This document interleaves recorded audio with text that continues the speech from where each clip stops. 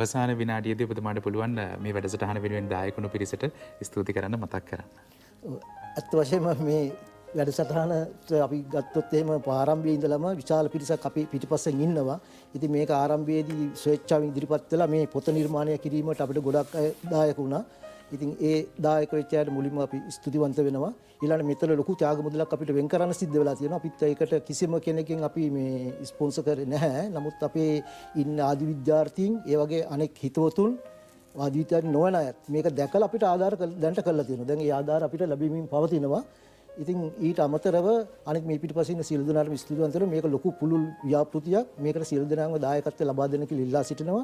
ඒ වගේම මාධ්‍ය ආයතන ඉල්ලා සිටිනවා. ඉතින් ඒ වගේම විශේෂ ස්තුතියක් කරන්න ඕන. කවදත් කාලින දේවල් ඒ සමාජගත කරන ස්වාධීන රූපවාහිනී මාධ්‍ය ජාලයට විශේෂ ස්තුතියක් කරනවා. මේ අවස්ථාවේදී මේ අවස්ථාව අපිට ලබා දීම සම්බන්ධව. හොඳයි. නවනිත් වැඩසටහන ඔස්සේ නව මානයකට ඔබ සියලු දෙනා රැගෙන යන්න රුණ විශ්වවිද්‍යාලීය ආදි විද්‍යාර්ථීන්ගේ කොළඹ සංගමයට ශක්තිය ලැබෙන්නට කියලා රූපවාහිනී මහගෙදරින් අපේ සුවපැතුම් එකතු කරනවා. අද දවසේදී අපිත් එක්ක කතා බහට එකතු වුණු රුණ විශ්වවිද්‍යාලීය ආදි විද්‍යාර්ථීන්ගේ කොළඹ සංගමයේ ලේකම් කොළඹ උසස් තාක්ෂණික ආයතනයේ හිටපු අධ්‍යක්ෂ පී.ජී. ලාල් ශාන්ත මහත්මයාට වගේම රුහුණ විශ්වවිද්‍යාලීය ආදි විද්‍යාර්ථීන්ගේ කොළඹ සංගමයේ කාරක සභික පාර්ලිමේන්තු මහලේකම් කාර්යාලයේ නියෝජ්‍ය අධ්‍යක්ෂ පරිපාලන නීතිඥ දන්තා ශාමා ප්‍රනන්දු මහත්මියටත් දෙවෙනි ස්තුතිවන්ත වෙනවා ආයුබෝවන් කියලා බදාදා පිනිවියෙන් සමු දෙනවා.